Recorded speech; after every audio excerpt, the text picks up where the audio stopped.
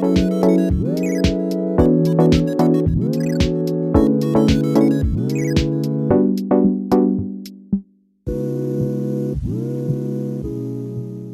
ladies and gentlemen, to the Super Game Brothers podcast, a weekly podcast all about board games and video games, celebrating 1 year of podcasting. Congratulations, Devin. This is episode number 52. Wow. Unreal, pal. It is crazy. The time went by fast. It really did. To me, at least. It did. We went through all the holidays and are back to this time. If you asked me when we started this, I couldn't tell you. Yeah, but now I know. I would have thought like May. I don't even know what month it is. I guess now it's the end of March. Right now. It is? Yeah. Oh. So, I don't know. It is kind of crazy. I was trying to think of like what were like my favorite moments. And I'm not really sure. I dropped a board game on your head one time. Really? Yeah, just a little one. I stood up to show you something from behind me, and one of these little ones in this stack right here on top of Chomp. I guess I'm glad I don't hold grudges because I forgot. Yeah, fell right on your head.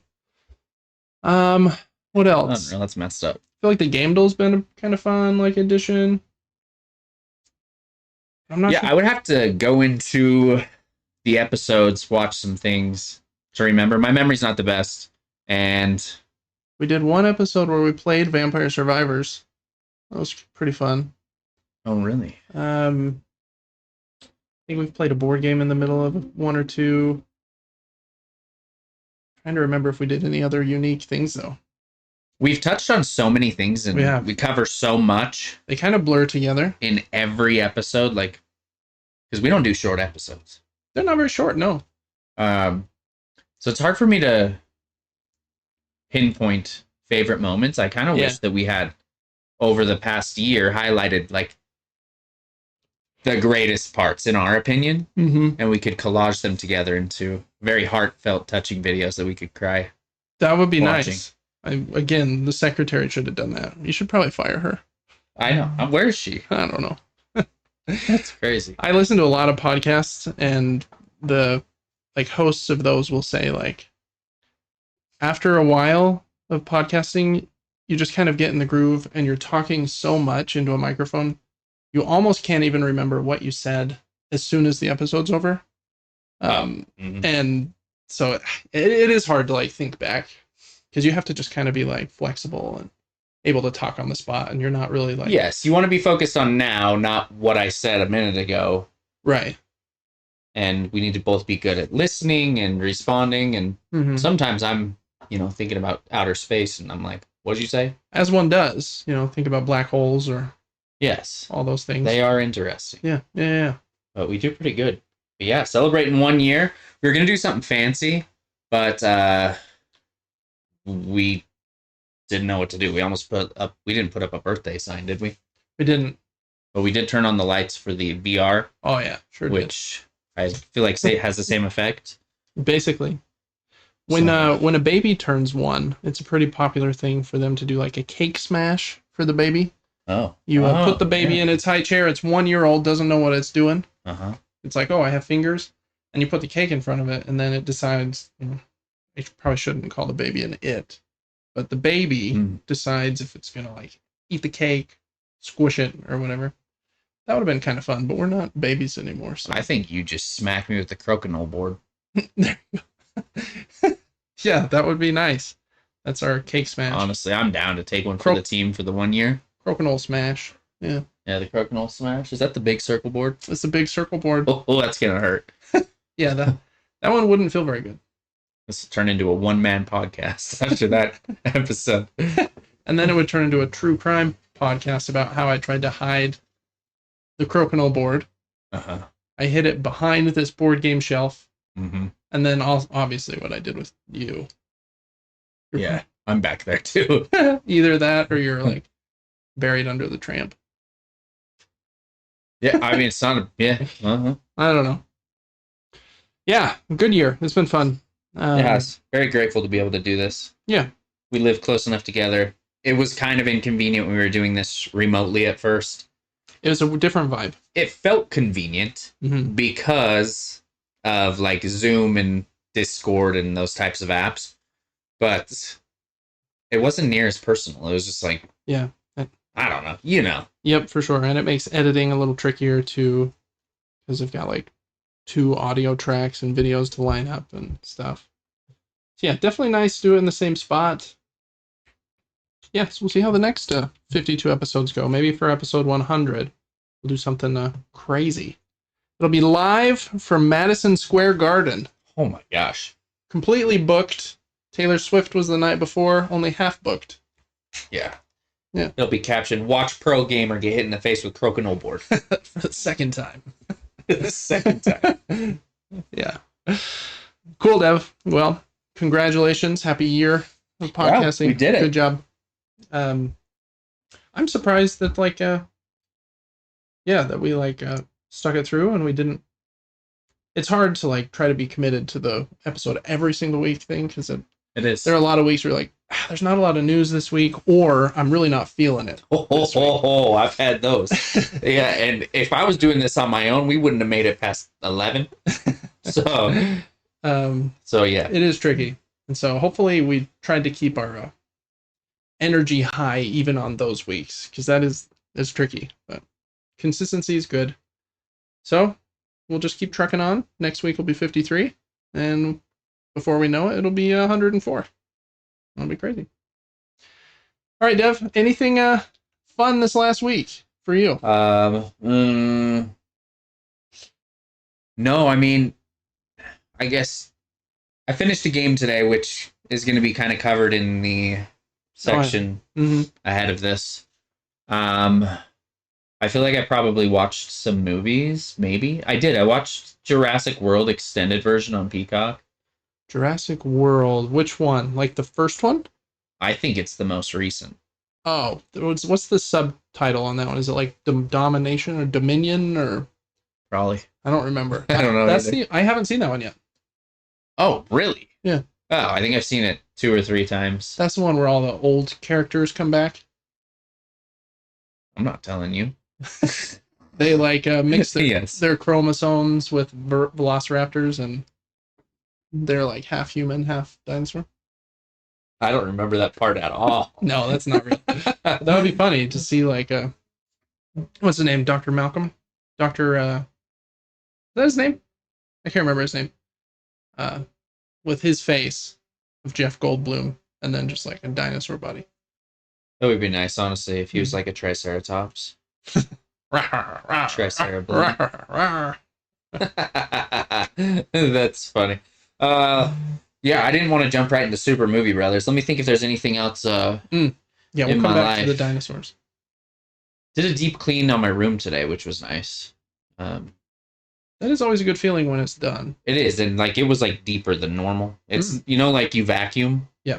Well, I vacuumed the corners. Wow, top of the baseboards. Ooh, absolutely. Wow.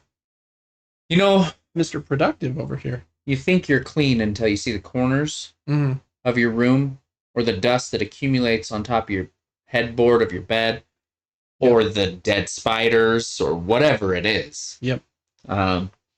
I lifted up my blinds today, and I'm vacuuming, and this massive... I've talked about this massive jumping spider in this podcast before. You have, and he's been around for a little while. A few months? Well, we thought we found it. Ah. There was one on my bed that had a little orange color to it, and we put him outside a couple months ago. We thought that was him. No, I found Big Bertha today. He's still alive. Wow. I don't know how, but if you slide your window, it's got a slide rail that it sits on. Yeah. At the edge of that, where the rail touches the inside of the window frame, there's a small gap. It goes down about a ½ inch, and then he is living underneath the entire rail. Wow. I had just vacuumed today. I go back in there to shut the blinds. He's just peeking up, staring at me. Hey, you cleaning up? Yeah, he's like, it's nice in here, thank you. And he saw me and was just like, and went back pushed up? himself under, yeah. But there's he's eating something. I don't know what it is. That's funny. You guys kind of have what would you call it? I don't know, a positive relationship going on, where he's just Thanks for cleaning, bro. Oh, he's my best friend. I'll keep the bugs out. You do you. He does. Yeah.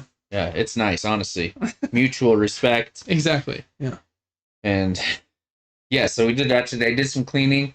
We're going on a vacation tomorrow. Yep. All of us are. And so trying to prep for that. There's a lot of stress that goes around with that. More so for the people planning the vacation and that have children, like you. But I feel my own stress because I don't want to drive for 4 hours. Yeah. You know what I'm saying? Yeah. It's a bit of a long drive, but it'll be fun when we get there. I think we're going to be there for like 4 days, 3 nights, 4 days, something like that. I think that's how they would say it in the hotel booking world. 4 nights. It might even be like 5 days, 3 nights. I don't know how they count. I don't either. I think it's only 3 nights, but there's some days in there too. Cool. Well, this week for me, Devin, I went on a trip last week. Same place we're going tomorrow, so kind of crazy. Just with 5 of my friends, and it was fun. What did we do? We watched a lot of March Madness. We played 7 rounds of golf, which was really fun. And we played basketball at this cool like NBA-sized court that was really close to our Airbnb. And then we did one other thing that I will save the surprise for later in the episode. But so it was just fun. It was jam-packed. You know, if you're doing 7 rounds of golf, pretty packed days. But it was amazing. So fun. Loved it. But I think that's the only really new thing for me. I've been really busy at work, had a couple late nights this last week finishing some stuff up because I had to catch up from last vacation and then try to prep a bit to be gone for 3 more business days over this next long weekend for spring break. So it's been a little crazy. Yeah, you seem busy. Yeah, really busy. I was up till 3 a.m. one of the nights finishing something for a presentation I had to give the next morning. That was something. I saw someone in my room at 3 a.m. this week. Oh, you did? Yeah. I did. The Slender Man. The Slender Man. Someone was in there. I don't know. I don't have very good vision. It's getting worse as I age, but I woke up from a dream. We don't have to talk about the dream because dreams are weird. But I woke up. It's like 3 a.m. and I peek forward. I mean, I peek the way that my head's faced. At the foot of my bed, I see a figure. And I thought, oh, dang. So I looked one more time. And trying to like clear my eyes because every single time that happens, my eyes go, wait, there's nothing there. Yeah. No, it was still there. And then I dodged that. Boom. Under the covers I went, fell back asleep within about 15, 20 after like 3 rounds of intense goosebumps from just being in fear. Like a boss. Just handled that so good. Oh, wow. Never even checked if it was real. I just owned it. I was just like, whatever happens. I'm going to fall asleep until then. That's hilarious. The funniest part of that to me is that's probably the same response I would have, but it's a really weird response because if there was somebody in your room like hiding under your blanket wouldn't really help.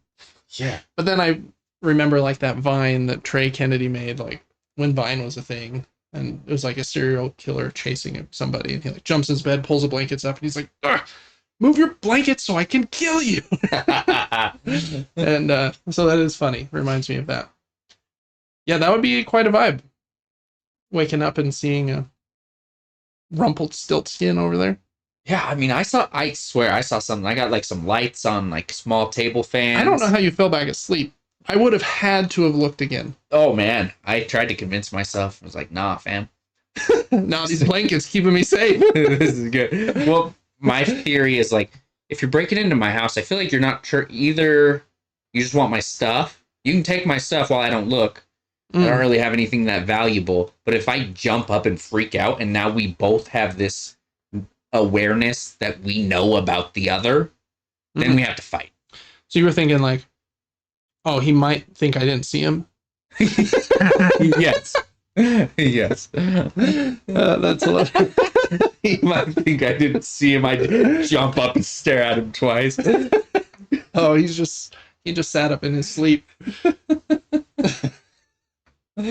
That's funny. I've never had something like that. I'm surprised that you did too, because I know that you sleep really deeply as well, like I do. That's why I was convinced there was someone in there, is because I don't wake up in the middle of the night. Right. So what woke me up? He was tickling your toes. Yeah, he was. He's trying to see if I had any toe rings to steal. Yeah. Oh, man. Other than that, though, nothing's new with me. Same old, same old. Working day in, streaming games. Hey, you went golfing with me yesterday. I went golfing. I did that was a very too. Pretty course. I was impressed at the views. It was up on a mountain. Mm-hmm. It was cool. It was. We had our hottest day of the year yesterday. A lot of sun. And I think we got a little bit of suntan. I can see it in your cheeks, actually. Your cheeks are red. Yeah. But it was fun. I'm terrible at the game, but hanging out with siblings we don't get to do too often. And how about that last hole? I told you about the wrist twist and you smacked that drive. Oof, that was probably a 280. You crushed this. 380 probably. It was a beauty. Man, golf is fun when you're swinging well. Love it. Golfing some more this weekend. So pumped. Cool, Devin. Well, let's get into Super Movie Brothers. I don't have too much, but I did watch the finale of the second season of Severance, and man, it's crazy.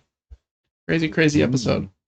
I won't say anything else, but after the cliffhanger and the big twist of the first season, which is a big one, I don't think it's quite to that level, but it's almost the same level of craziness and cliffhanger. Just such a great show. So good. If you haven't watched Severance, man, you gotta watch it. It's so good. That's all I'll say. Finish that one up. I did see a video on social media that you never know who you can trust, but this guy said, I think Severance is better than any TV show you can watch right now. I think that's relatively new. I think it's the best show on TV, for sure. I'm biased towards The Last of Us. And so when that second season comes out in a few weeks, maybe I'll like it more. But if both of them were new and The Last of Us wasn't based on a video game that I already loved, and they're both brand new things in front of me, it would be hard not to say Severance is better. It's that good. It's really good. Crazy. Okay. But I don't know. I love The Last of Us too. I think those are probably my two favorite shows on TV right now. Yeah, I just need to somehow get into your Apple login and binge that show. Heck yeah. I can send it to you or log in on your device whenever. Probably. I don't remember how, but we'll figure it out. Oh, yeah. Cool. That's it for me, Devin. You said you watched a couple movies? Oh, you watched Dinosaur Movie. We started there. How was that one? I can enjoy it for what it is. Yeah. They're interesting. I like them too. The first Jurassic Park, I think, is perfect. An excellent movie. Oh, yeah. Way fun. Just because they really double down on how scared the people are, and make it kind of halfway horror, not halfway thriller or whatever. I feel like some of the others got away from that a bit, but oh, for sure, I'm running through a field with 16 stegosauruses on all sides of me, but the only thing I'm scared of is the one carnivore in the back. I'd be so scared in that scenario of these 20,000-pound beasts. Yeah. But yes, in the first one, you have these intense scenes, and they're hiding in the kitchen. Yes, hiding in the kitchen. So good. The fence. Oh, yep. Is electricity. That scene doesn't even have any dinosaurs in it, and it's still such a good scene. Yeah, you're actually scared about what is in the woods. Yeah. Every dinosaur is intense. Mm-hmm. And now it's let's run under their feet as they fight each other. Right. Chris Pratt's riding a motorcycle next to his Velociraptor buddies. Yeah, I mean, yeah. I like Chris Pratt in those, and they're pretty fun for what they are. I agree. I'm entertained while watching them, but number 1 and number 2 is interesting. I'm talking Jurassic Park at this point. Yeah, The Lost World. I don't hate that one either. I enjoyed number 3. T-Rex goes back to New York. Yeah, it's so weird. What did you think about number 3? Or wherever they're at. I like number 3 as well. Oh, yeah. That scene. Such an iconic jingle. Oh, when that thing's just standing there staring at them. Mm-hmm.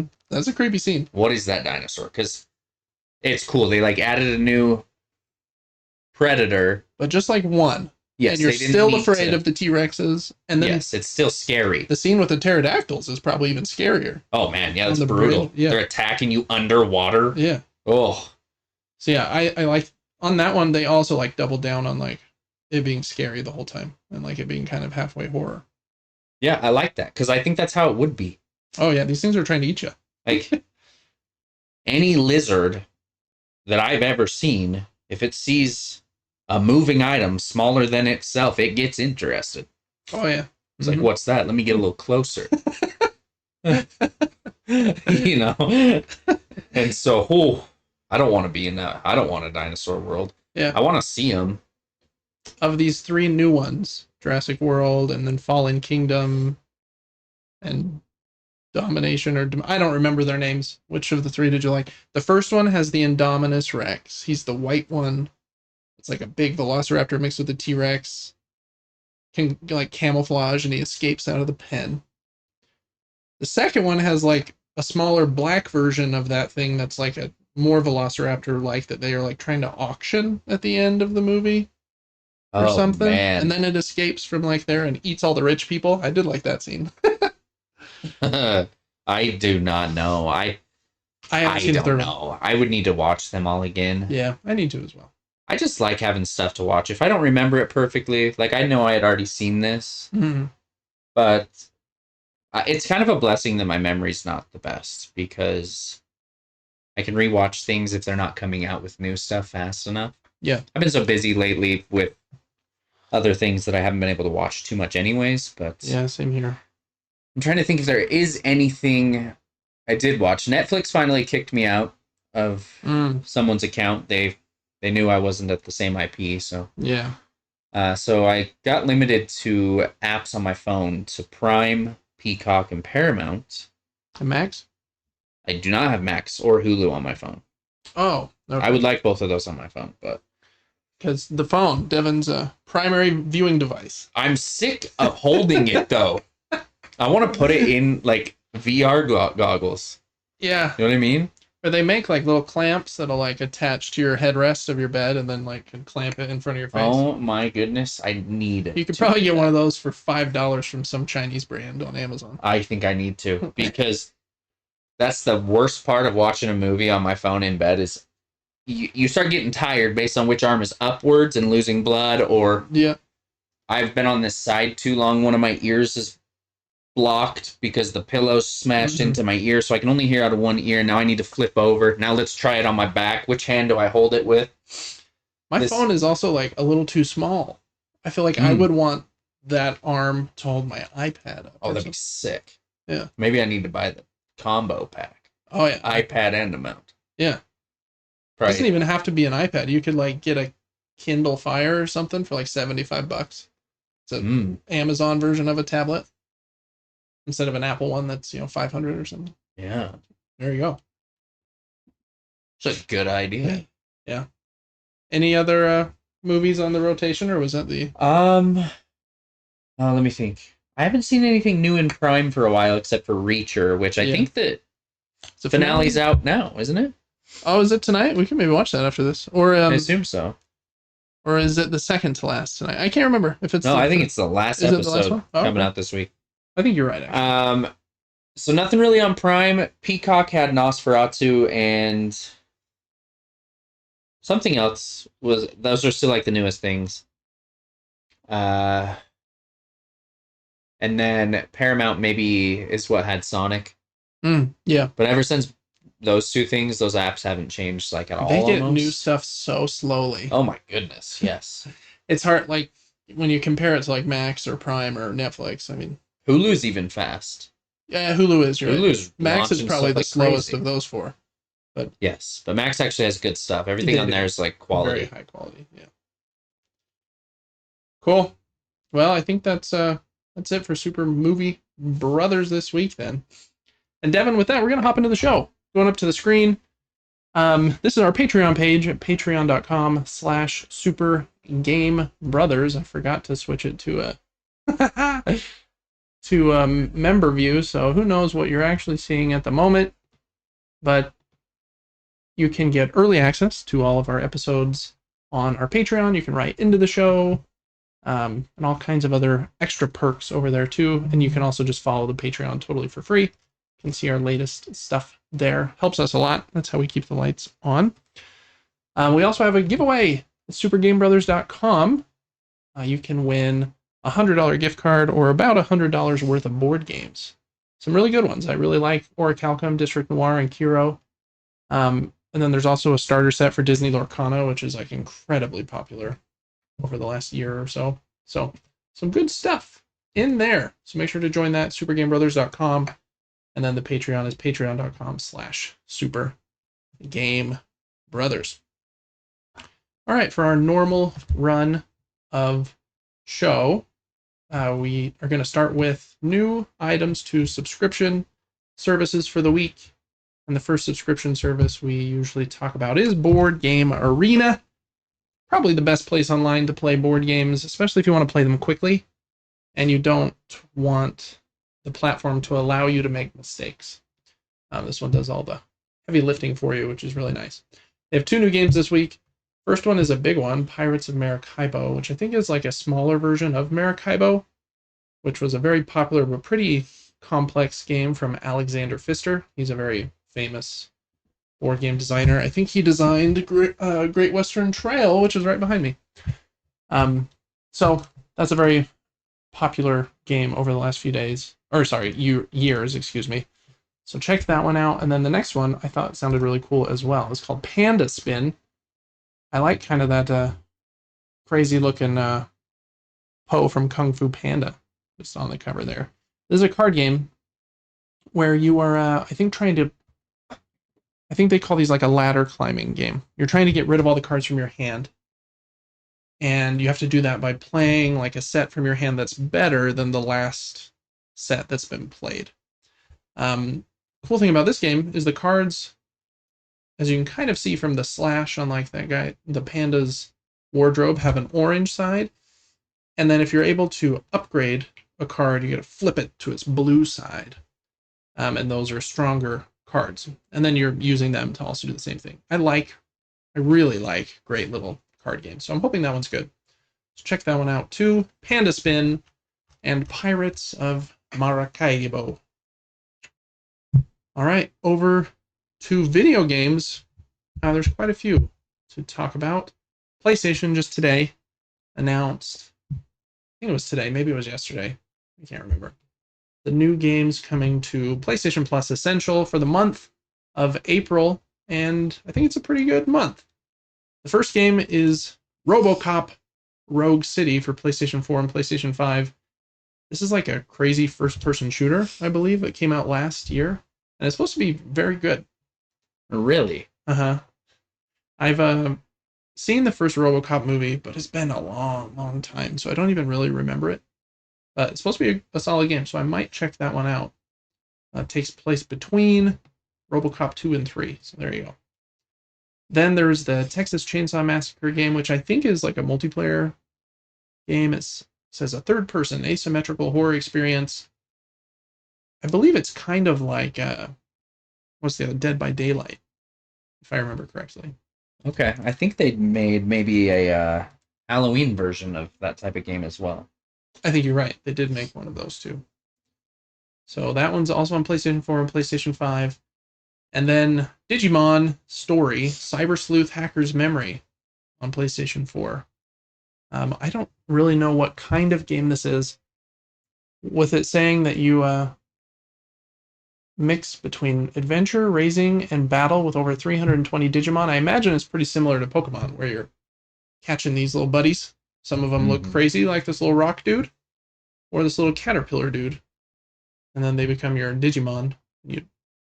What's that called? Evolve them until they have machine gun arms, and then you blow everyone away. That's what I've heard. Yeah, I'm going to need to play that. Yeah, that means it's also the last chance to get last month. So get those as well. And these 3 games should be available on Tuesday, which is April 1st.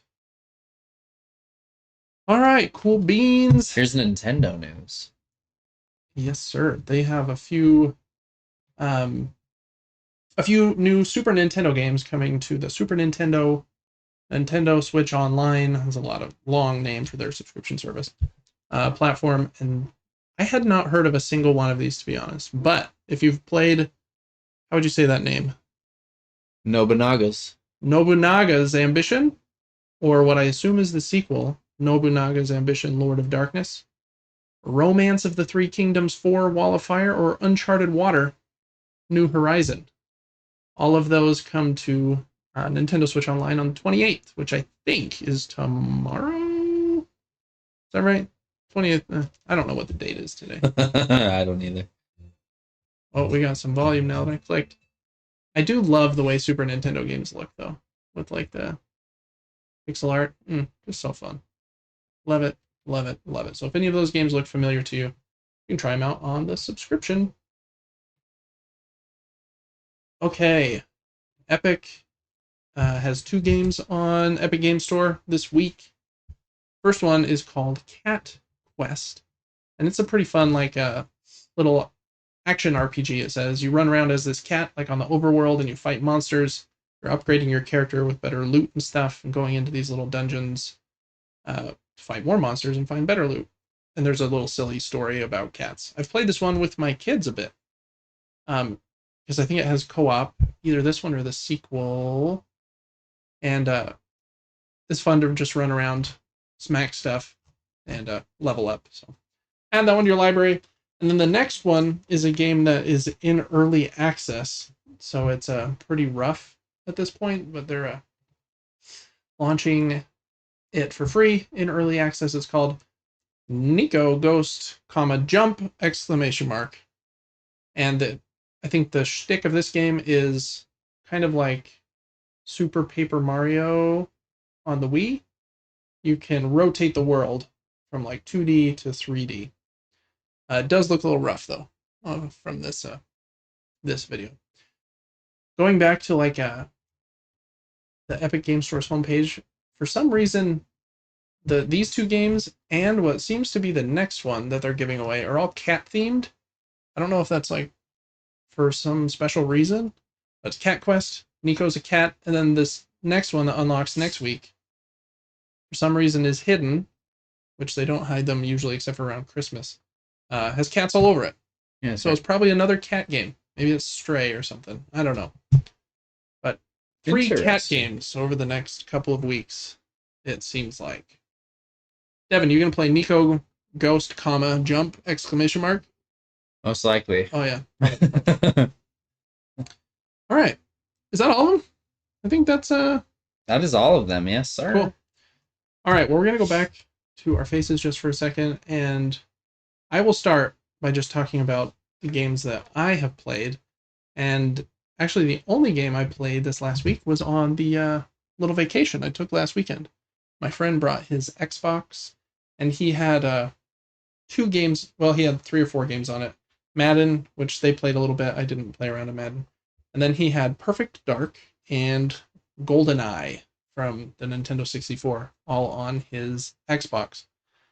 And so we played quite a few matches of GoldenEye, and he has like all the like cheats and like levels and stuff unlocked. So it was really fun to like play different modes. I haven't played that game in a very long time. Terribly difficult to aim your gun. Oh, is it? I bet. Yeah. And so really the strategy really is to like get somewhat pointed in the right direction and then strafe a bit. And then the game knows it's hard to aim. And so if they're somewhat in the right direction, your gun will move from center and itself and kind of auto aim at them for you. That's so funny. It's more about positioning than about like good aim, but fun game. Little frustrating by today's shooter standards for sure, but you know, a little bit of nostalgia there. Then we were going to play Perfect Dark, but we didn't get around to that one, which is kind of the sci-fi version with a similar kind of feel. So that's it for me, though. Played some GoldenEye this week, and that's all I got to. Yeah, I won't pull up the video. We don't have VODs for the stream, and I've talked about this game so much. Unless you want something on the screen. Well, either way. Maybe just click on that one. I just finished today The Legend of Zelda Tears of the Kingdom. Heck yes. And it was oh yeah. Hearing some iPad, love it. It was fantastic. Hopefully that will come over to me. I bet it will. We'll see. Nope. Sure won't. Nope. That's all right. But from start to finish, loved the game. Nothing really wrong with the game. Like I said last week, I think the combat in the game is probably its weak point. It's still good. Mm-hmm. The fact that you can like perfect dodge, which they call a flurry rush. Yeah. But the upgrade system is amazing. The exploring is amazing. The multiple level world is amazing. The sky, the ground, the underworld. They have different names than that, but you get the gist. It was fantastic. You were very leveled up by the end there. Yeah, some of those weapons you had were like over 100 damage, and your defense on some of those armor sets was crazy. Mm-hmm. Yeah, the end game became really easy. Mm-hmm. If you overexplore a bit. Yes, we were very, very strong. I honestly think I could go back into that fight with the same gear and beat it 100 out of 100 times. Just because of how beefy our character was. Yeah, I think so too. You like rolled in without even knowing how the fight was going to go. Oh, yeah. You were just fine. Yeah, start smacking fools. The game's amazing. I will miss it, to be honest. I cannot wait until Nintendo embraces 100 plus frames in games. I think that'll be a game changer for them. It'll be nice. It will be. It might not be for a long time. I don't know. Yeah, it might not. But they crazy over there. Super fantastic. I'm excited to go to something with slightly better graphics, but I think I'm going to be let down by a lot of games when I see that they're not built as thoroughly and perfectly as this game. The amount of times I went to an area and went, oh my gosh, how did I find you? I wasn't looking for you. And you were part of that other quest that overlapped this quest. Mm-hmm. And now I can talk to you, and this is finally done. I thought we'd never finish it. Those kind of moments of just like, it's laid out so perfectly, where you just kind of get things done. Yep. It's amazing. Yeah. So much freedom in the game, which is so like nice, but it's got to be terribly difficult to build. Like, we know we want them to do these main things, you know, these main dungeons and beat Ganondorf, but we want to let them do it in whatever order they want, and get some side quests. And it would be nice if they do these ones first because they make more sense story-wise. But if we like say go to Kakariko Village first, they don't have to. They can go wherever they want, and that kind of freedom is nuts. And then you like throw in all the physics systems and stuff in the game too. And I kind of agree, like base combat in the game is pretty like I don't know, one of the more straightforward parts of the game.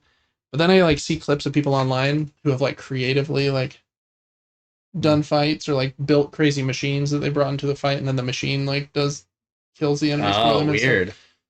So you can be like super creative in the game too. Yeah, I really, really love it. The exploration is really good.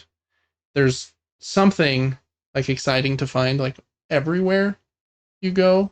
And for how big that game is, that's saying a lot. Because the game is freaking massive. So I'm glad you liked it. Because you never know with a game that overwhelming and big.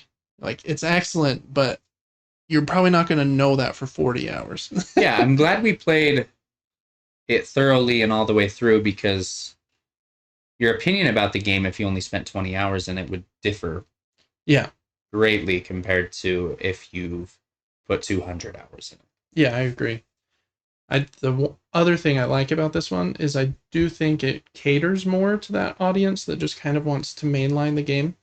It is a little bit longer than Breath of the Wild, but I think the story and the voice acting and some of those big set piece moments are a lot more grand and cool than they were in Breath of the Wild.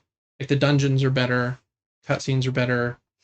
Like, there's a couple extra dungeons than there were in Breath of the Wild, and I think the last fight with Ganondorf is a lot better. He's a cooler character. He's more involved in like the whole story and like what's Zelda doing the whole time and stuff. Much better story too, in my opinion. I do think, like, no spoilers, but in Breath of the Wild and in Tears of the Kingdom, Ganondorf has a second phase in both of them.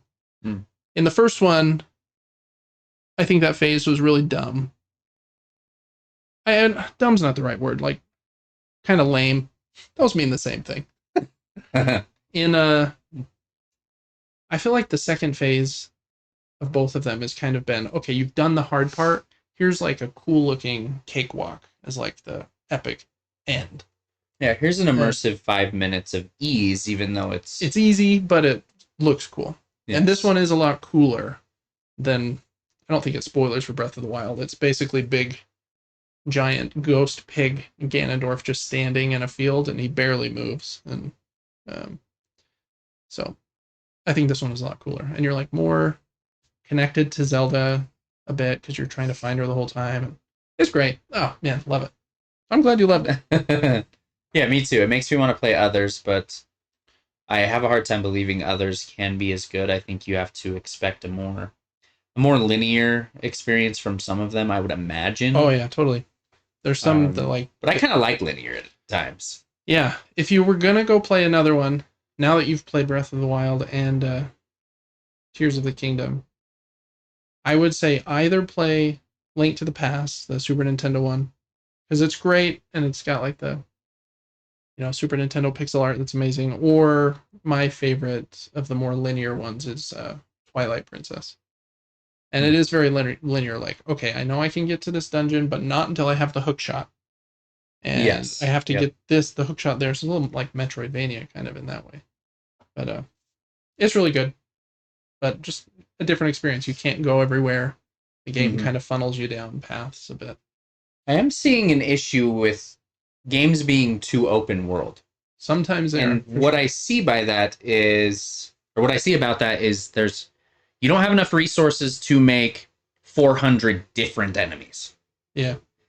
All of a sudden, we need to put 5 of a similar attacking ogre in 5 different locations on the map. Yeah. And all of a sudden repetition comes into play and you're like, I've seen this many times now, but it has a slightly different name because they call it the harder version of this enemy. Yeah. Even though it wasn't.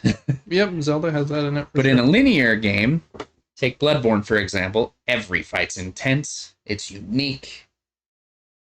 So different from the last one. Yeah. And so there's a part of me that wants to go back to that. Just make a linear game longer, maybe. I think it's one of the reasons I've had, like, a lot of people say this, but open world fatigue. Because I feel like, and this is kind of me being a little mean, but unless you can make an open world game as good as Zelda is, I'm not going to play your game for long enough to care. Like, and for me to even get to those moments.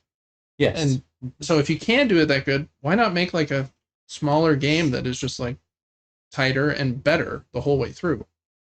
But it's hard. A lot of people buying games want their games to be like, oh, it's $70. I need it to last like 75 hours.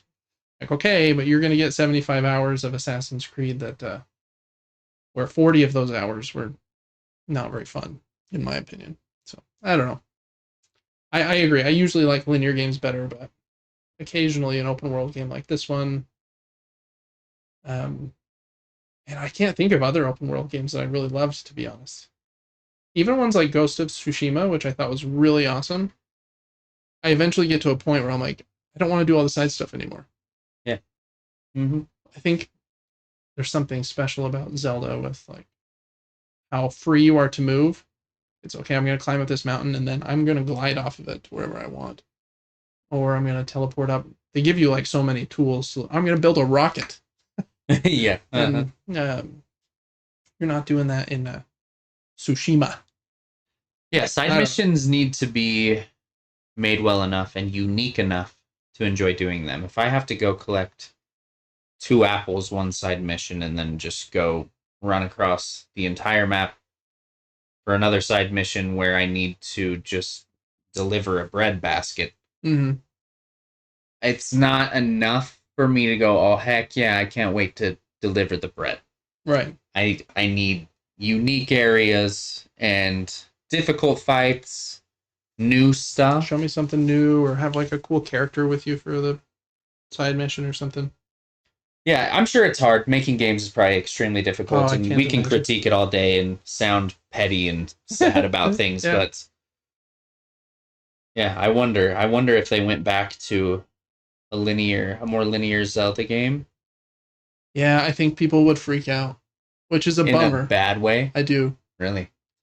which would kind of stink because I think they should do both. Like, okay, in 10 years, give us a sequel of sorts to Tears of the Kingdom. But maybe in 3 years, give us one that's more like Ocarina of Time, or maybe a 2D one or something. Like, do something different.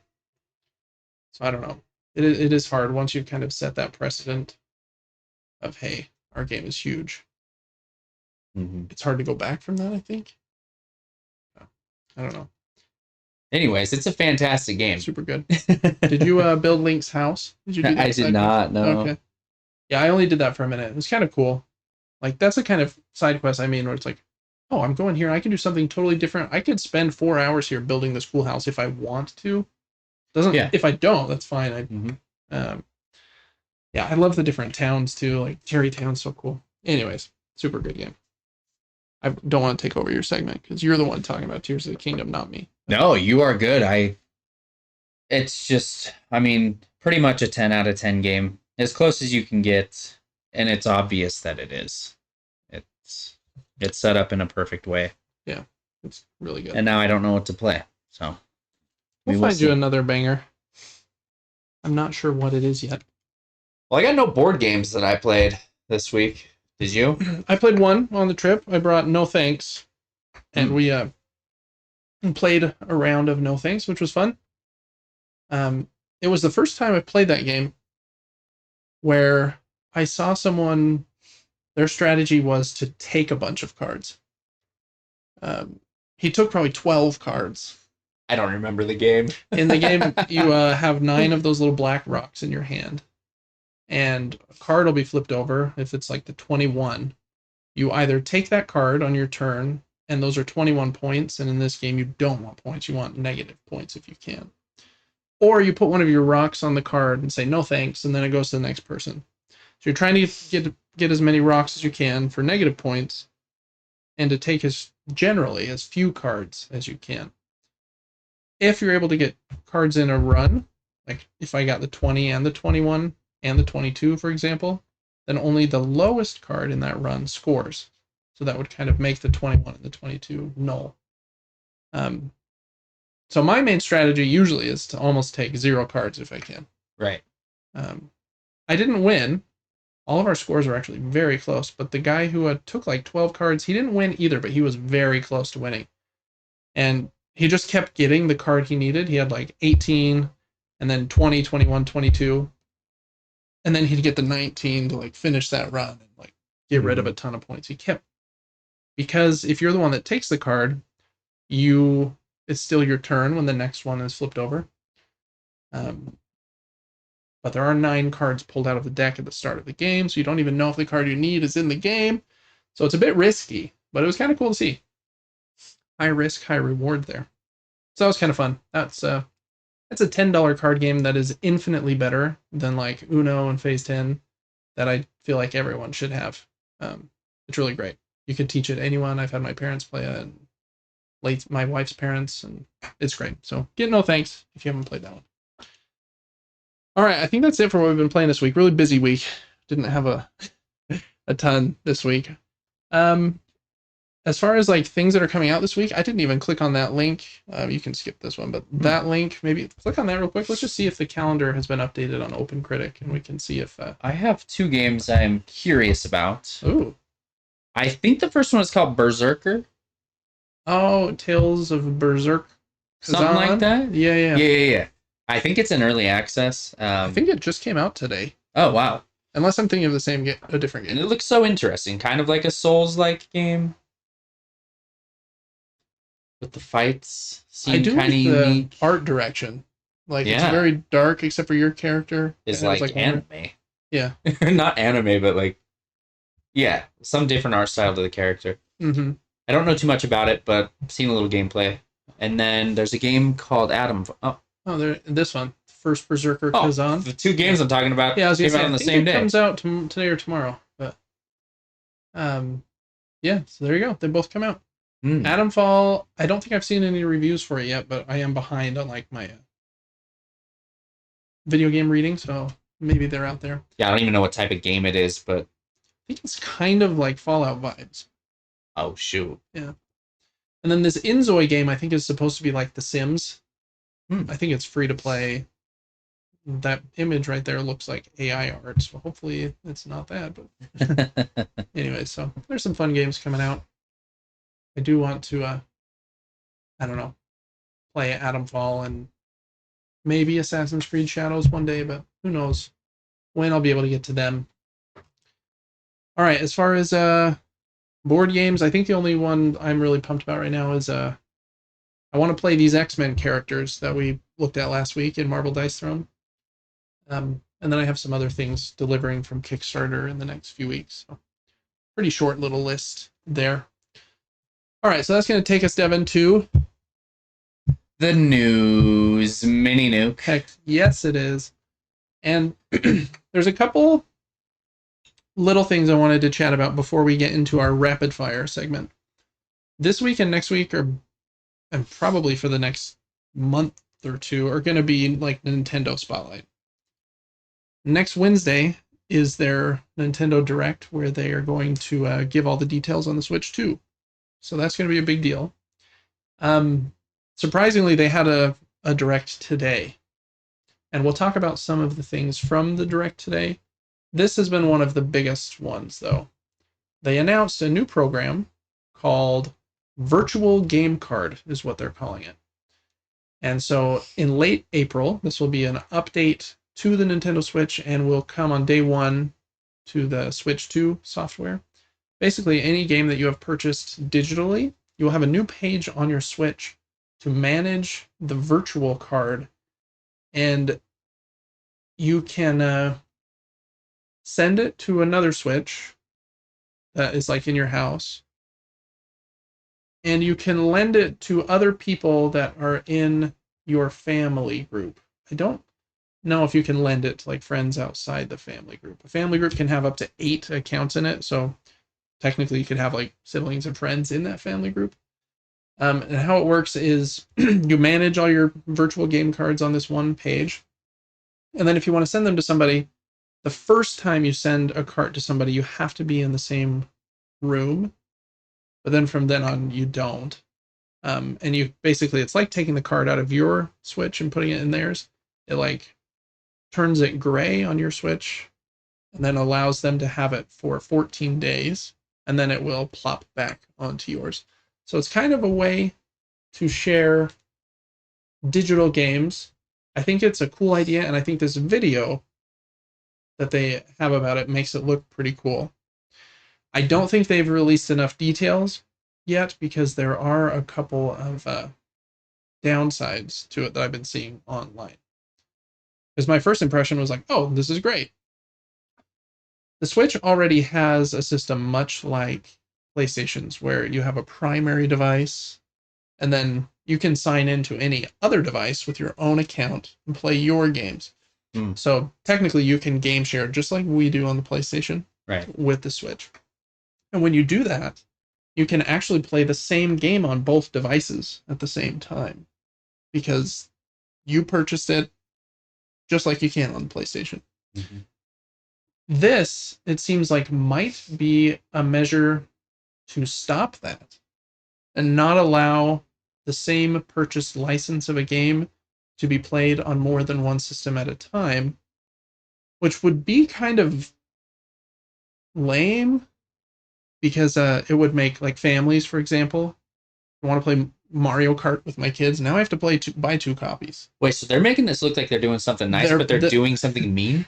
I'm not 100% sure yet, because they haven't given enough details beyond this video and like a blog post that has like a bit of language on it. I think it's a cool feature, and the way they've structured it, and like maybe like me being able to lend a game to like you or whatever. Like if I could lend you Metroid Prime and you're at home in like 20 minutes away, that's really cool. Mm-hmm. For single player games especially. But their current system would already let me do that. If I just logged in as you. If your Switch was set as my primary device. Right, okay. And if we had a multiplayer game, we could play it both simultaneously. Whereas this, it seems like, will not allow you to do that, because it does show it like leaving your device and then going on the others. So, cool feature that they highlighted in their Nintendo Direct today, but after reading a bit more about it, I think most people are kind of down on it because of that. So I hope that when they flesh out all of the details, it's not negative, but that would kind of be a bummer. And a big change, because PlayStation does it like that. I don't know how Steam does it. I don't know exactly how Xbox does it. So yeah, I'm not sure, but I'm sure that they look at this and they're like, we can tell that. I only have one Switch in my household, but if my 7-year-old son had his own Switch and we were playing Mario Kart together, they're probably looking at that with dollar signs in their eyes, like, could have got him, And now they're setting up this new kind of expectation for the Switch too. Seems a little bit to me like they have this 30-minute Nintendo Direct today that's focused on games coming to the Switch. They said before it, there will be no talk about Switch 2 during this. That's next week's video. It seems like they buried this in this Direct to kind of hide the fact that, hey, we have this new feature that we know some people are not going to be happy about. Let's get it out a week before, in the middle of a Direct that has nothing to do with software updates. It's a game Direct. And then next week, when we talk about the Switch 2, hopefully they will have forgotten and it's not talked about. That's what it seems like to me. Like you're trying to bury it in there. Because unless they come out with more data or more details, and it does say that you can share the same way, this seems like a downgrade. A pretty downgrade. With the new page where you can manage all your virtual cards. Cool looking, but a bit of a bummer for families and friends, I think. So that's wild. Kind of crazy. The other thing that's come out of this Nintendo Direct today, this is kind of a silly one. The Nintendo Switch 2 has a new button. On some of their earlier marketing, they hid it. They hid the C button. But in the Direct today and some other stuff, we can see that it's there now. A button that looks like a square with a big letter C on it. It's underneath the home button and straight across from the button that captures screenshots and videos. Devin, what the heck could this letter C button be? Any idea? I feel... Didn't the 64 controller have X, Y, C, it had a Q? Yeah, it had the 4 C buttons that were yellow, the up, right, left, and then the GameCube had the C stick on the right side. Yeah, I wonder. So I don't know what that could be, because it's not a stick, it's not a directional pad, it's just a single button with a big C on it. What's the Nintendo store called? Is this all about money? We're about to find out. Every time you push it, you accidentally give them $1. It's just a tip jar. Oh, that's so funny. Takes you right to the store. I think it's just called the Nintendo Online Store or something. I don't know. I don't think that would take you right there. It'll be interesting to see.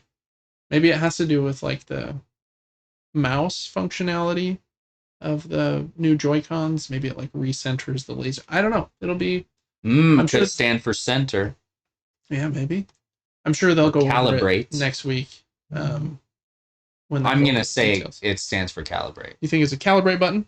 Absolutely. Yeah, that could be cool. Or maybe a connect button makes it easier to connect to the Switch. Or if you have multiple Switches in the house, you push it. I don't know. It is very odd to see a C on a button on a controller. It is. Yeah. You're not used to that. It's X square, triangle, circle, YX, VA. Mm-hmm. Anything else? Z. And then R and L. R1. Yeah. And then just a big old C right there. C. So think about that till next week. And if you figure out what the C is, you don't get a prize, but you'll be cool, I guess. I want to be cool. Yeah. Anyways, those were two kind of silly but fun things I thought that came out of that. We'll talk more about the Nintendo Switch Direct in a minute. All right, now we're going to get into a rapid fire here. Some of these things being really short, and some of them will spend just a minute or two on. Another big one this week is Ubisoft just released Assassin's Creed Shadows. It sold really well. We'll talk about that in a minute. But they've been in trouble for a while, at least financially, and some of their games haven't performed well. they just announced that they are spinning out 3 of their key franchises into a new subsidiary company that is being 25% backed by Chinese company Tencent. Those 3 franchises are Assassin's Creed, Far Cry, and Tom Clancy's Rainbow Six, which seem to be like their 3 biggest things. I can't think of a thing they have that's bigger than those. Which makes me think, like, if that subsidiary is taking the biggest things, is like the Ubisoft name and like entity going away? I don't know. The post here from Jeff Keighley says there's no word yet on what this means for other Ubisoft franchises or for the company's approximately 19,000 employees. That's a lot of employees. Wild. Yeah. So anyways, that was kind of a big one. We'll see what kind of updates come out of that. All right, next up, kind of staying on the Ubisoft train, Assassin's Creed Shadows has done pretty well in the few days that it's been out. It has the 2nd biggest launch of the franchise, followed behind Valhalla, and it's Ubisoft's best ever day 1 launch on PlayStation Network. It has 2 million players in its first 48 hours and has very positive ratings on Steam. So I think they're probably pretty happy with that. I don't know if a single game, obviously from what we just went over, could kind of save kind of their dire straits, but it seems to be doing pretty well. So 2 million players. I would like to play it. It looks fun. Yeah, I would as well. Next up, this company announced, kind of in partnership with Jeff Keighley again. I think the company's name is Dreamhaven or something, and a lot of them, I think, came from Blizzard. So they're like guys that have been working on, Overwatch and Diablo. This is a new squad-based shooter game that takes place in space. And your squad also has a spaceship. And you're like upgrading and protecting your spaceship. And then you have to make decisions at times like, okay, do we feel ready enough to go like take over that crew's spaceship? And you can like set explosives on their spaceship and blow it up or whatever, or build your own. Or if not, you can like reinforce your own spaceship with extra turrets and shields and stuff, and then do like a ship battle instead. So it's kind of just, you have to be flexible. And is it time to abandon our ship, or is it time to upgrade it? I really like the vibe of it, to be honest. I think it looks pretty cool. I am not a huge multiplayer shooter guy, though, so I think something that looks just a little bit different to me might not look exciting to people that are really big into this genre. But the people that are making this have quite a bit of experience in this kind of game, so I think they can probably do it pretty well. I wanted to see if it would show you this section where they talk about, they're like in their ship repairing it, and I think they show them in a sec like breach a ship and then put explosives in it. I don't know. It looks the flexibility looks kind of fun, but I don't know what the end goal is. Is it like team deathmatch, or is there some loot you're like extracting? Actually, I think I did read that, to be honest. There's some extraction missions, so. Yeah, it could be fun. Could be fun. Comes out this year on PlayStation 5, Xbox Series, and on Steam. So check that one out if you like a good multiplayer shooter. All right, going back to the Switch 2, there was a report, which means it, might be a rumor, but it's at least got some substantiation, that the Switch 2 is releasing in June. And their strategy is threefold. First, that they'll have primarily first-party games at launch.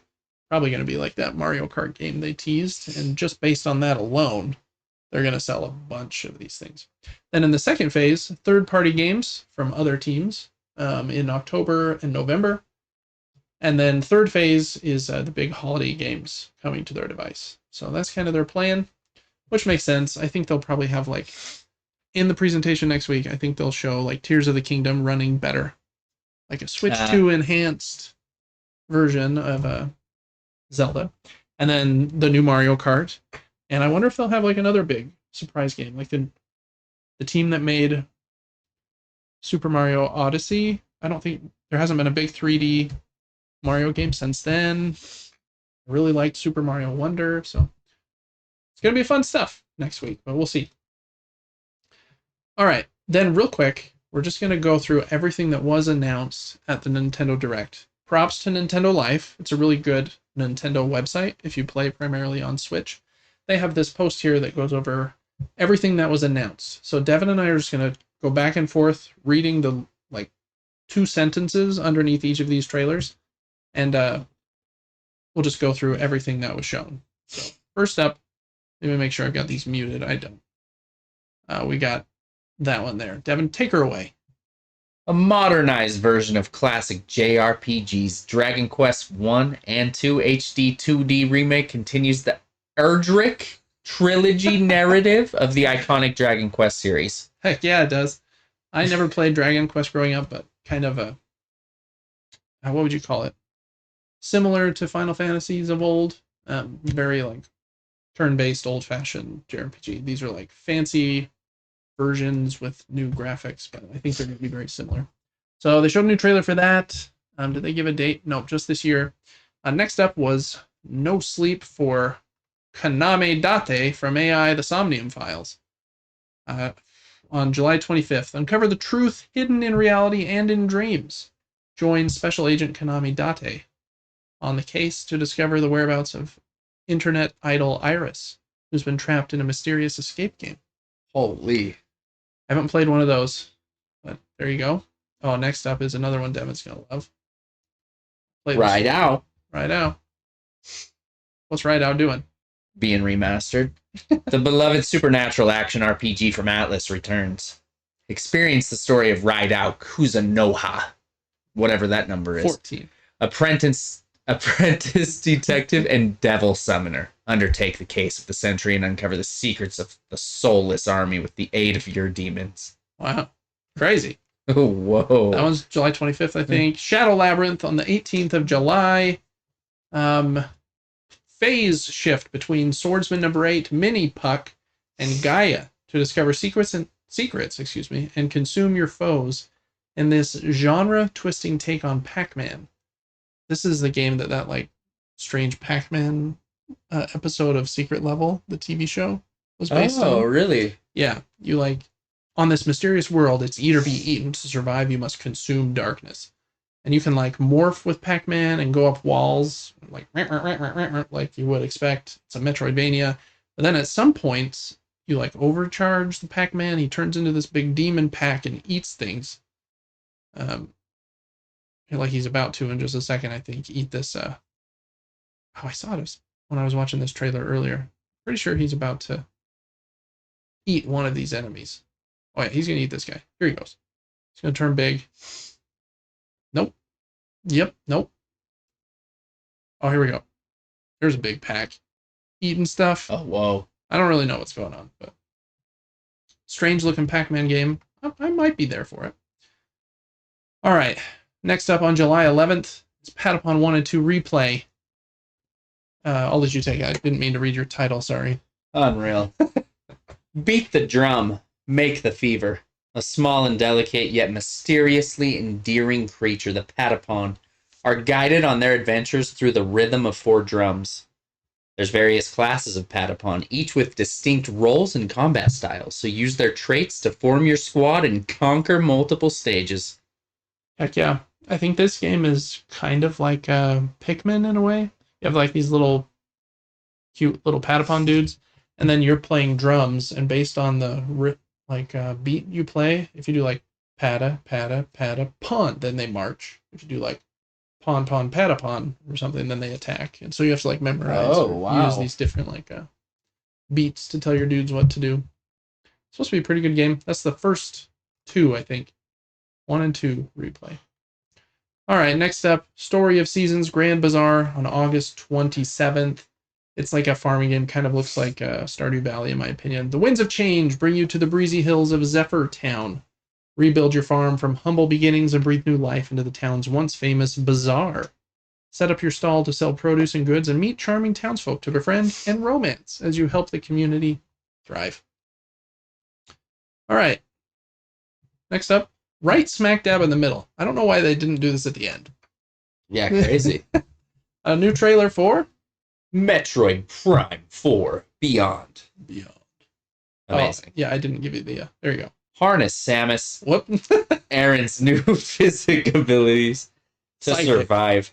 Psychic abilities to survive the mysterious planet of Vuros and find a way home when Metroid Prime 4 Beyond comes to Nintendo Switch in 2025. Yeah. Oh. Not a very excellent sentence. But game looks cool.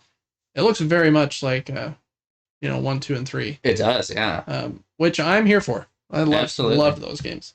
So I hope it's excellent. It does show those psychic abilities. You can like control things once you unlock these different abilities, and you can like slow down time and then like with your psychic powers control your missiles after you've shot them, which is a cool idea. Oh wow. Hopefully it comes across really well. This team, I think it's being made by Retro Studios, and they did a Donkey Kong Country Returns and Donkey Kong Country Tropical Freeze, which are two of like my very favorite games of the last 10 years. So I have pretty good faith in them, even though I wish they were making a Donkey Kong Country game, to be honest. But hopefully they have another team there doing that.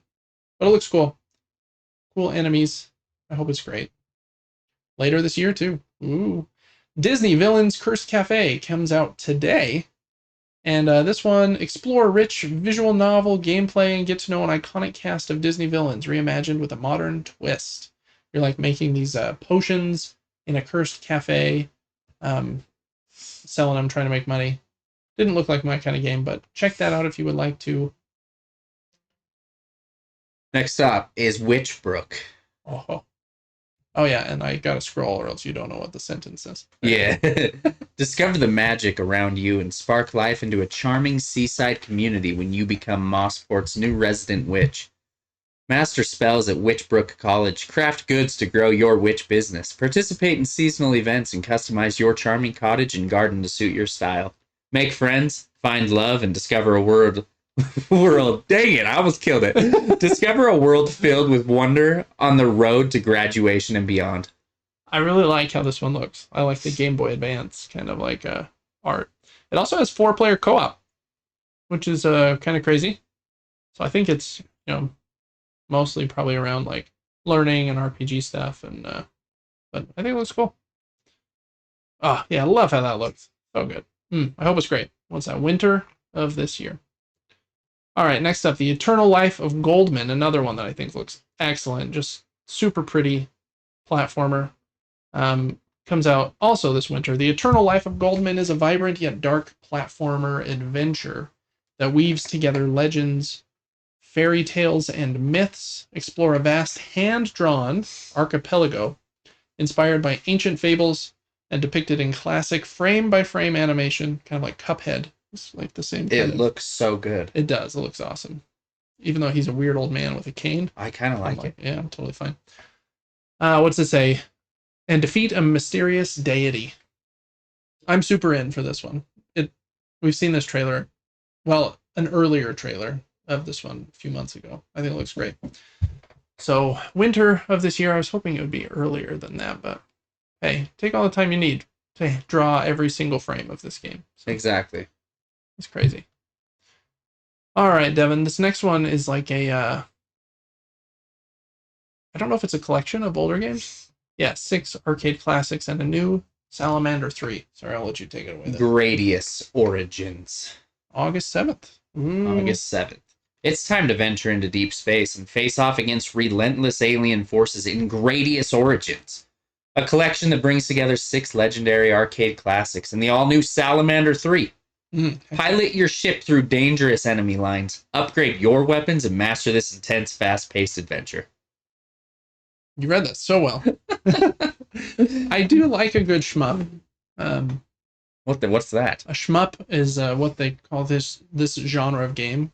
I think it started from the term shoot 'em up, but then for some reason they abbreviated it. I see. Shoot 'em up was too long, so we're going Absolutely, it shmup. was. Shmup's nice. Gradius is a pretty well-known one, so that's pretty cool.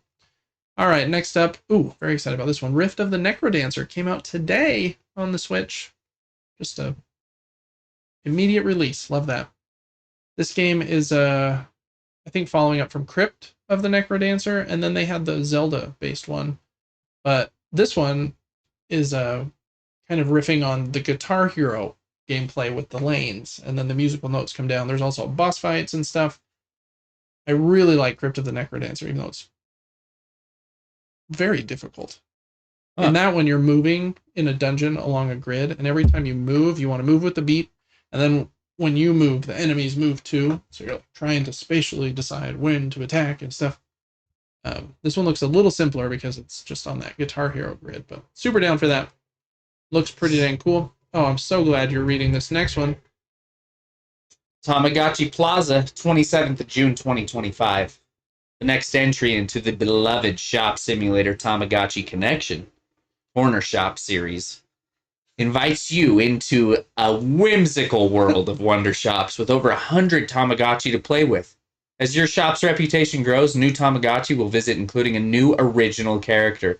Make your shop thrive and turn the town into a bustling place. Well, you read that. I'm super pumped to play it. I know. Then they had a trailer for Pokemon Legends ZA, which comes out late this year. It says, welcome to Lumiose City, where skilled trainers participate in the ZA Royale, a tournament where you'll rank up via unique new Pokemon battles that happen in real time and can feature mega evolutions. Holy. In this trailer, they show, like, during the day, it's a pretty, like, easygoing place, and then at night is when, like, this big ZA Royale tournament happens, so, I don't know. I'm pretty far out of Pokemon at this point. At least, like, I am too. I wish I knew, like, any other generations of Pokemon. Yeah. I legitimately know, like, OG 150 to 152, whatever number it ended up being. Yeah, I feel like I know a few past that sometimes. Like, I feel like the starting Pokemon after Bulbasaur and Squirtle and Charmander were like, oh, dang it. There was the little leaf-throwing dude. And there's like a little like a kind of dragon. There's a fire. Yeah. He's kind of cute, though. What's his name? Yeah. Their names were, like, right on the tip of my tongue, I felt like. But now they're gone, so I guess I don't know them. I do remember Tyranitar. He was in, like, the next... Tyranitar? Yeah. Oh, there he is right there. Leaf Dude. That is the Leaf Dude. I don't see the fire dragon I'm talking about. Yeah. I know who you meant, though. All right. Rhythm Heaven Groove 2026. Get into the groove with the newest entry in the Rhythm Heaven series. Rhythm Heaven Groove. Coming to Nintendo Switch in 2026. That was a great line. Yeah, super great. Very odd looking game. Basically, put you in these weird, kind of like WarioWare little like mini games. And like by staying on the rhythm, it helps you to complete them. Like in this one, if you stay with the rhythm, you can hop over this ring, bum, bum, bum, bum, jump, bum, bum, bum, bum, jump, kind of thing. I don't know why I just did that noise. That was nice. There we go. Honestly. Then they went over the virtual game cards thing. Okay. Again, just buried in the middle of this thing. We already talked about that. So I'll read the next one. High on Life, coming to the Switch on May 6th. That game's going to run so well on the stinky Switch. Fresh out of high school with no job and no ambition, you've really got nothing going for you until an alien cartel invades Earth. Now you and a team of charismatic talking guns must answer the hero's call and become the deadliest intergalactic bounty hunter the cosmos has ever seen. I've heard it's a good game. It's very crude and crass. Just know that. Yes. Star Overdrive, 10th of April.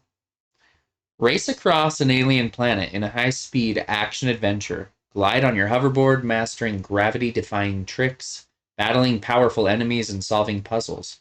Use your unique powers to overcome challenges, unravel mysteries, and shape your destiny. Cool. I do like how the surfing gameplay looks in there.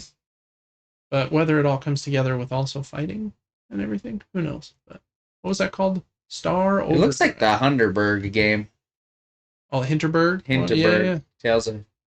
I think this one looks cool. It's been out on Xbox for a while. The Wandering Village, July 17th. In a world where mysterious plants are spreading all over the earth, a small group of survivors seek shelter on the back of a giant wandering creature. Build your settlement and form a symbiotic relationship with the Colossus in this city-building strategy game.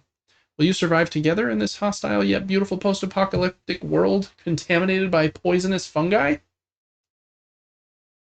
I don't know. I like the idea of a giant walking turtle thing. So there you go. Next up, this one doesn't have a video, but go for it. Oh, that's lame. King of Meat, 2025.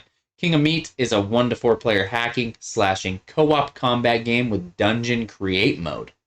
It is centered around the most watched and only TV show in the mystical world of Loragok.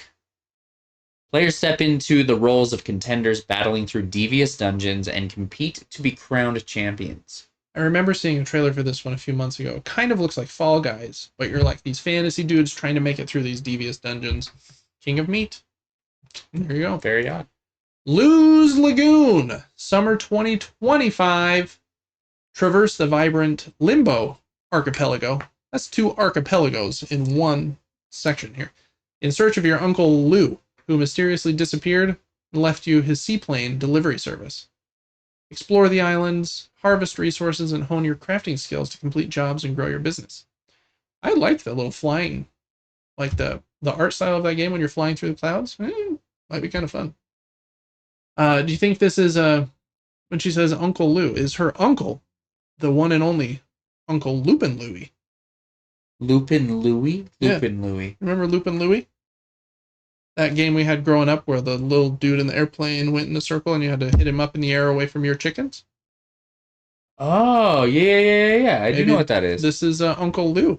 I was stuck on how I've said archipelago wrong for like 20 years. I don't know if I've said archipelago. Archipelago. I think it's archipelago. But you could be right. I don't know. You also said deity, and I always say deity. Yeah. I don't know. People say words weird ways. All right, next game, Fantasy Life I, The Girl Who Steals Time. Yes, sir. May 21st. Embark on a time-traveling adventure in the sequel to the popular 3DS game, Fantasy Life. Explore a vast open world, craft unique items, decorate your home and island, or delve deep into dungeons. The possibilities are endless in this slow life RPG. Slow Life. Huh. Interesting. Doesn't look like a David game. Saga Frontier 2 Remastered out today. Experience the intertwining destinies of Gustav, a royal heir caught in the turmoil of war, and Will, an excavator confronting a hidden threat that could change the world. In Saga Frontier Remastered, their journeys unfold through the history choice system, an event-based structure letting you explore pivotal events from multiple perspectives. So there you go. Remaster of Saga Frontier 2. Monument. Sorry. Oh, that one was today. Monument Valley 1, 2, and 3. 15th of April. Yep, I think 1 and 2 are April 15th, and then the third one later this summer. Have you played this game? I feel like you've played this game. I have. I've played 1 and 2. I have not played 3. They're fun puzzle games where like you manipulate the screen. They were on phones before, so you can like turn the screen around as you're trying to solve these puzzles. Very like cool minimalist art. I like them. So 3 is also coming to Nintendo Switch this summer. Embark on a journey of forgiveness through impossible environments and illusionary puzzles. Experience this meditative and calming puzzle game by manipulating monuments and creating evolving paths to explore new, surreal, and mysterious worlds. Yeah. Good games if you like puzzles. Biggest game of the show for me, probably other than Metroid Prime. Everybody's Golf Hot Shots 2025.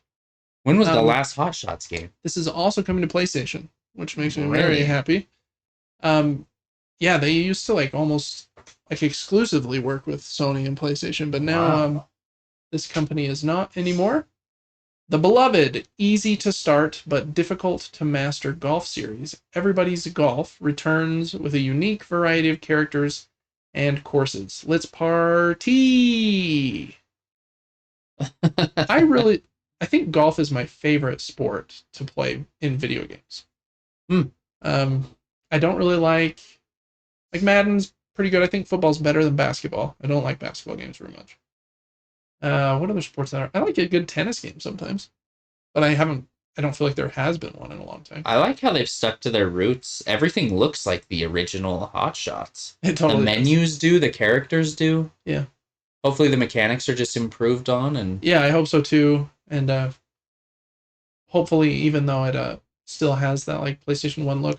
I hope that this YouTube video has got compression and it will still be like, 1440 or something and look nice. Right. So later this year. That's super cool. That one says 2025 Sony Interactive Entertainment. Sony probably owns everybody's golf license or intellectual property is my guess. I don't know. Oh, this next one's cool too. Marvel Cosmic Invasion, winter of 25. The cosmic battle awaits. After Annihilus launched an unprecedented attack across the galaxy, all life hangs in the balance. Nova, Spider-Man, Wolverine, Phyla-Vell, Captain America, and many more heroes, both Earthborn and Cosmic, will join forces in a star-spanning brawling adventure against the deadly Annihilation Wave. From New York City to the depths of the negative zone, the future of the universe will be fought across the stars in Marvel Cosmic Invasion. This game looks awesome. It was made by the same team that made the Teenage Mutant Ninja Turtles Shredder's Revenge brawler from a couple years ago. Oh, okay. And once they get to gameplay, you can tell, like, it looks amazing. Looks so good. And Venom is a playable character, and I'm just like so in. Like, TMNT was so good, and like, I love how that looks. It looks so cool. So I'm pretty pumped about that one. Even though I'm not the biggest Marvel fan, you got Wolverine in there, you got Venom in there, Spider-Man. Those are some pretty good ones. Yeah, I like Cap. Oh, and yeah, you really like Cap, huh? He's just a good person. He is. He's like always Mr. Good. All right. Tomodachi Life, Living the Dream, 2026. For the first time in 10 years, a new game in the Tomodachi Life series is on the way. Tomodachi Life, Living the Dream is coming to Nintendo Switch in 2026. Very, very informative sentence there. Definitely wasn't redundant at all. It kind of looks like Animal Crossing, in my opinion, with a creepy me with a big nose. It looks just like a me. It does look like what the? I'm guessing that Tomodachi Life 10 years ago, 2016, maybe it was on like the 3DS or something. I don't know. So there's that. All right, I'll take this one since you got this one is a Nintendo Today, which is a new app for smartphones that came out today. Wow, did you download it? I haven't yet. That's Mr. Miyamoto, the creator of Mario, Zelda, Donkey Kong, basically everything you love. He gives kind of the overview of what this app does. It's basically an app for Nintendo news, like in one app called Nintendo Today. So you can download that. It says it's a new smart device app that will deliver daily Nintendo information and content directly to you. I don't know if that's that exciting, but there you go. And that is the entire Nintendo Direct from today. Wow. Pretty good one, in my opinion. Some awesome games like the Marvel one and Metroid Prime and the Hot Shots Golf for sure. And then really weird that it seems like they're burying that virtual cart thing in there. So kind of a weird one. This was the rapid fire section, and that one took a minute. So we kind of rapid fired through the titles. We did, yeah. That's right. We got 3 more rapid fire items. Cool. To begin with is not sending over to the screen. So let's try this again. It has to do with Harrison Ford. Oh, Han Solo. Yes. Cool. Oh, right. This had been rumored for a couple of weeks, but it's been confirmed. Indiana Jones and the Great Circle is coming to PlayStation on April 17th. So get ready for that. It's just a couple weeks. Oh, and same article. Computer's freaking out, but that's all right. Oh. In case you hadn't heard, Indiana Jones and the Great Circle comes to PlayStation 5. Is there a new Indiana Jones game? Yeah. You know what? I think I have a Twitter post about that. Next, Prince of Persia: The Lost Crown's coming to mobile on April 14th. That's an excellent game. If, for some reason, you don't want to play it on a console, you can play it on the App Store or the Google Play Store. It's really, really good. That's a really rapid fire there. No Man's Sky had another update. This one's called Relics. And I think they say it adds paleontology. So you can find like Yeah, hundreds of unique bones and assemble skeletons to design fossil exhibits. And then you can battle against gargantuan stone guardians and try to recreate lost creatures. I'll be honest, I didn't know that's what paleontology meant until this moment. There you go. Holy. They have updated that game so much. It's kind of crazy. If I had infinite time, like the same amount of time that is needed to play a game like Minecraft, I would play this one. Oh, yeah, it'd be sick. But I just don't know that I have that much time. So, anyways, good on them. All right, Devin, I think that's all for the news Mini-Nuke. Is that right? It is, yes. Cool. It is a lot of talking sometimes when just blasting through those.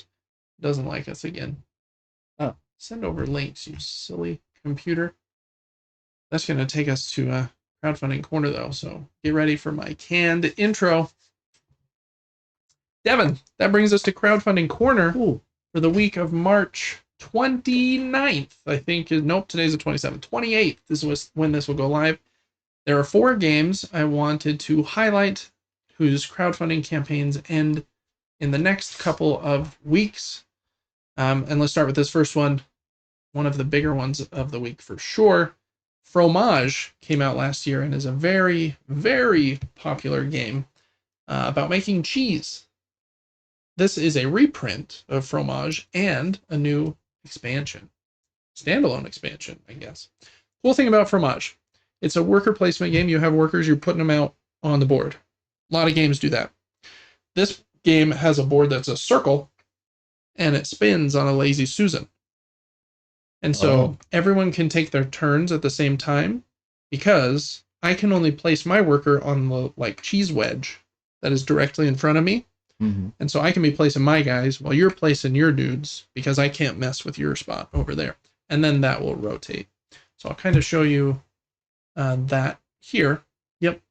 And where you're placing them and what direction you're pointing them is important too, because the workers, to make different kinds of cheese and do other actions, take a certain number of turns to complete that action.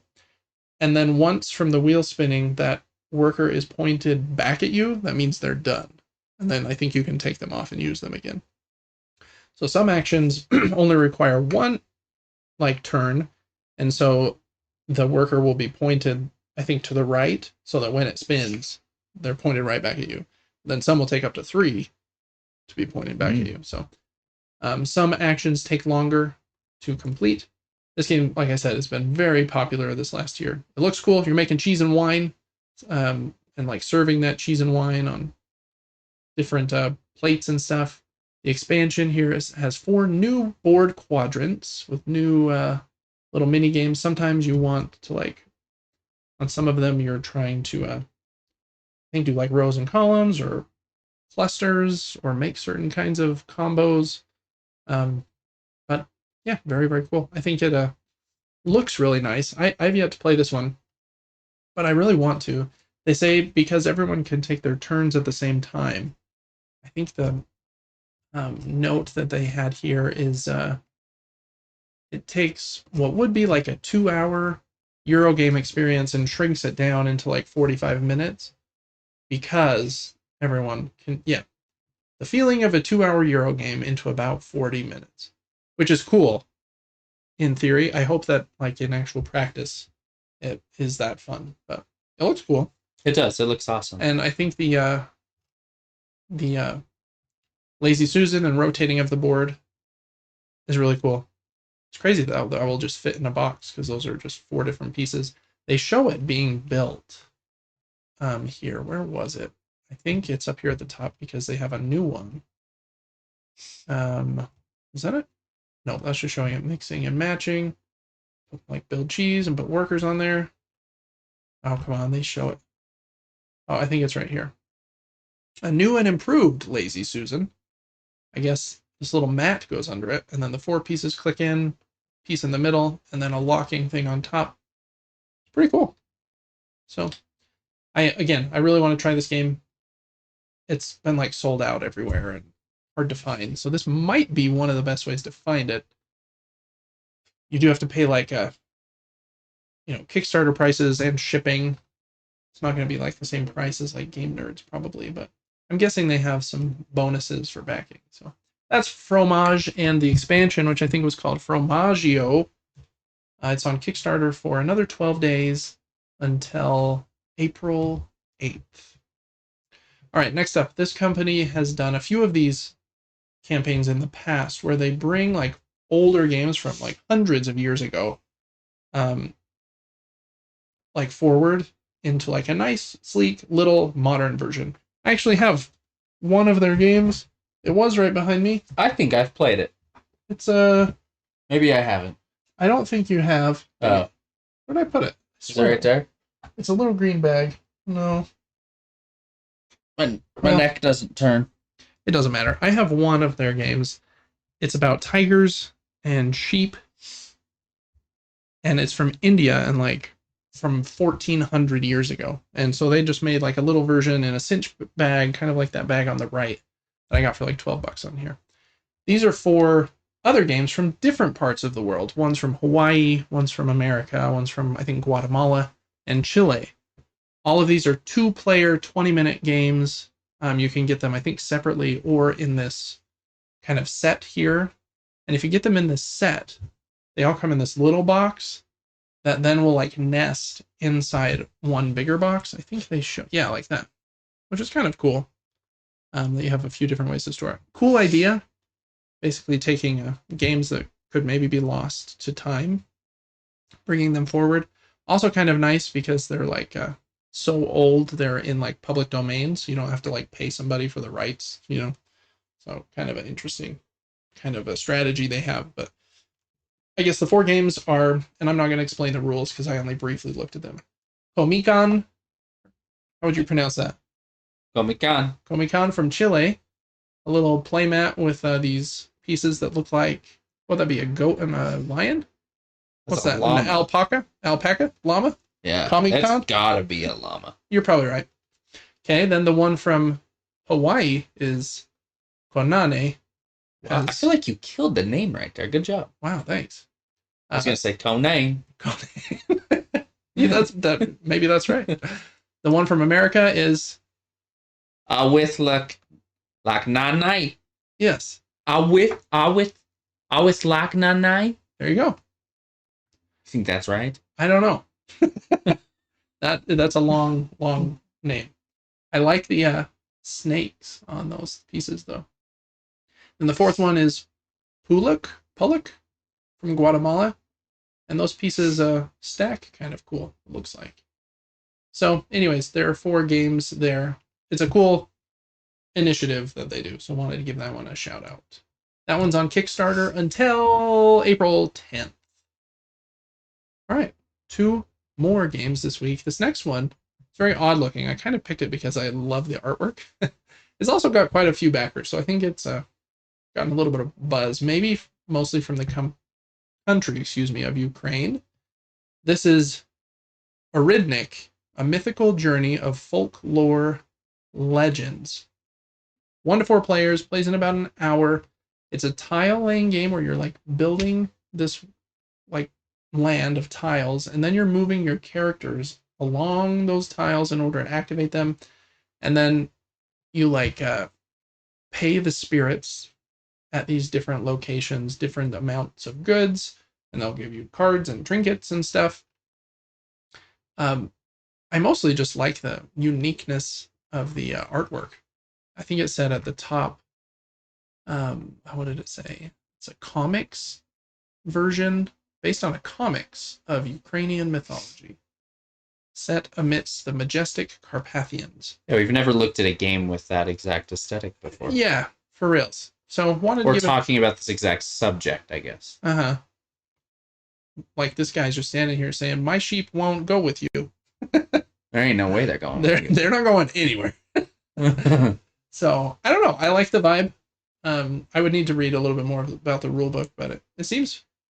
I like games that like let you build the map, because that's a lot of variability from one play to the next, instead of like just a set map. So kind of a cool little idea here. I don't know a ton more about it other than that, but wanted to give it a shout out. That's a Rhythmic, a mythical journey of folklore legends on Kickstarter until April 11th. Then last up, I think this is the newest game in this series of games they call the Key games, from designers David Turksey and Richard Breese. And I think Richard Breese designed Keyflower and Keeper and some of the others that also start with Key. And especially Keyflower is like a very well regarded and loved game. So this one, it's called Quayside, has some fancy like a meeples and a special component tray for this Kickstarter campaign. And in the game you have dice and workers that go on boats, and when another player sends like their dice or workers out, you can follow them. And I like follow mechanisms in games because then you're invested the whole time. You're watching what everyone else is doing to see if like, oh, can I piggyback on your turn? Instead of just like twiddling your thumbs until it's your turn again. So I like that idea.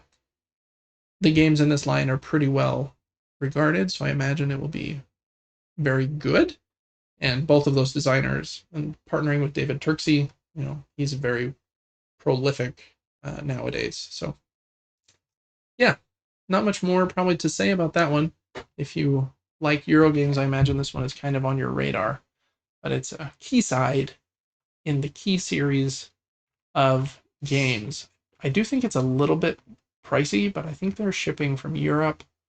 If I remember correctly, yeah, 15 euros, or was that a euro or a pound? You know what that symbol is? I don't know. Absolutely. I can never remember. I mix them up all the time. 15 somethings to ship to America. And I think the game is, yeah, $72 about. So it's a, you know, wow, not a cheap guy, but these are like pretty complex Euro games that a lot of people love and play for like a long, long time. So anyways, that's Quayside, also on Kickstarter until the 13th. There's a lot more games coming to Kickstarter, or that have campaigns going right now, but don't end for like weeks. So we'll talk about them in the coming weeks. That's going to do it for our 4 picks this week. So, Devin, before we go, which of those 4 games is going to be your pick of the week? For me, it might be a bad pick because we don't really know the rules, but I'm just going to choose Ludos. Just because some people might really love to see what they played in the past.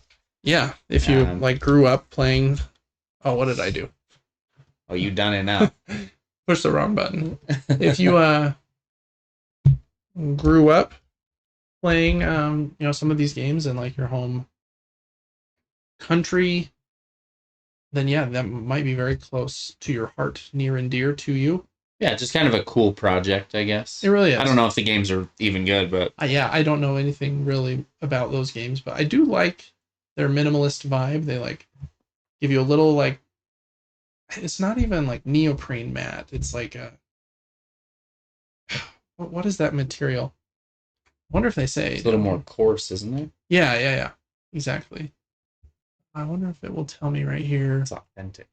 Yeah, exactly. Pledges. Oh, I thought they would say here for sure. The material's like in my head, and it's on my tongue, but I cannot think of what it's called. But yeah, a little more like earthy and coarse, like you said, of a mat. And then pretty simple pieces, but they're screen printed, and so they're nice, and it all fits in a bag. And then that bag can go in a little box if you want it, and the little box can go inside a bigger box. So kind of like a nesting doll. Wow. A little bit. I couldn't decide. A few of these look good. I think Quayside looks really good, but I think Fromaggio is going to win my pick of the week. Mostly because I really want to play Fromage. Or Formaggio, and I haven't been able to yet. I just like the idea of, you know, do I assign this worker out here that's going to take 3 turns to get back to me? Or do I put like 2 out in different spots that are 1 turn each? I like that idea, and that everyone is playing at the same time. It's got to make it very quick, like I said. So that's probably my pick of the week. And that's probably a better game than my pick. It's good. It's good mechanics. It's definitely more modern. Yes, strategic. Everyone's involved constantly. Cool looking. The board's awesome. Oh, I think your pick was great though. And props to them for bringing all those old games forward. I think it's awesome. All right, well, that's going to do it for Crowdfunding Corner for the week of March 28th, 2025. We'll see you next week for episode 53. All right, Devin. And to end episode 52, I think we're going to do something we've never done before. And in special holiday year anniversary fashion, we're going to do the Gamedle. Oh, I thought we were going to sing. Oh, you want to sing Happy Birthday? Yeah, I don't know. I tried to think of fun things to do for this episode, but it's a little bit tricky. I wonder if by episode 100, if we'll be doing these live, and that would be fun to celebrate live with the people watching you. But when it's just us two here trying to fake a celebration. Yeah. It's a little weird. Yeah, it's kind of nice sometimes to just keep it simple until necessary. Yeah, I guess. I agree. So, to our audio listeners, we love you. Thanks for listening for 52 weeks. And we'll see you next week for episode number 53.